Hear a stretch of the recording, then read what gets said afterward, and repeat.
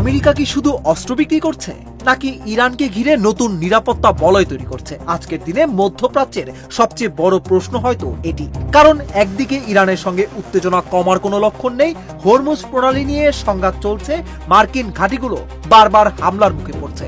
আর ঠিক এমন সময়ে সৌদি আরবের জন্য প্রায় $2 বিলিয়ন নতুন অস্ত্র প্যাকেজ অনুমোদন দিল ওয়াশিংটন। এটা কি শুধুই প্রতিরক্ষার জন্য নাকি এর পেছনে রয়েছে আরো বড় কোনো আঞ্চলিক কৌশল?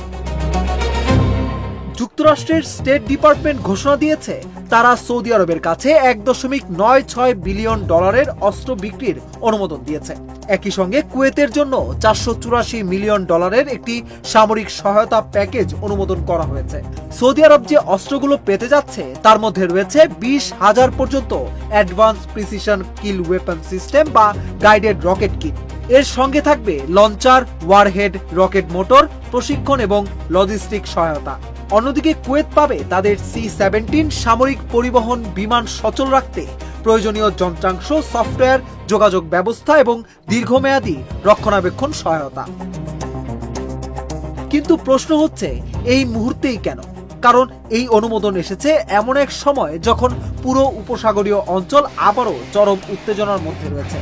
ইরান ও যুক্তরাষ্ট্রের মধ্যে সামরিক সংঘাত নতুন করে বেড়েছে। হরমুজ প্রণালী ঘিরে টানাপোড়েন এখনো শেষ হয়নি। একই সময়ে ইয়েমেনের ইরান সমর্থিত সশস্ত্র বাহিনীর হামলায় সৌদি আরবও নতুন নিরাপত্তা চ্যালেঞ্জের মুখে। এমন পরিস্থিতিতে ওয়াশিংটনের দাবি এই অস্ত্র বিক্রির উদ্দেশ্য হল উপসাগরীয় অঞ্চলের একটি প্রধান মিত্রের প্রতিরক্ষা সক্ষমতা বাড়ানো এবং ভবিষ্যতের হুমকি মোকাবিলায় তাকে আরও প্রস্তুত করা। তবে এখানেই শুরু হয়েছে আলোচনা। অনেক বিশ্লেষকের মতে মধ্যপ্রাচ্যে যখন ইরানের প্রভাব বাড়ানোর চেষ্টা চলছে এবং যুক্তরাষ্ট্র সরাসরি চাপের মুখে, তখন সৌদি আরব, কুয়েত সহ উপসাগরীয় মিত্রদের সামরিকভাবে আরো শক্তিশালী করার কৌশল নিয়েছে ওয়াশিংটন।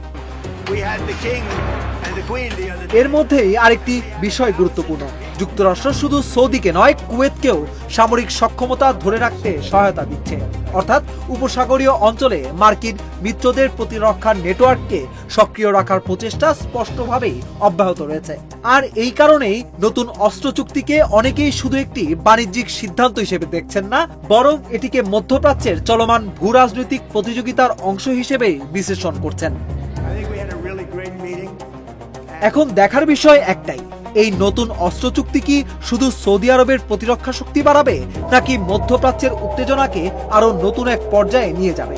আর ইরান এই বার্তাকে কিভাবে নেয় সেটাই হয়তো নির্ধারণ করবে আগামী দিনের উপসাগরীয় রাজনীতির নতুন সমীকরণ।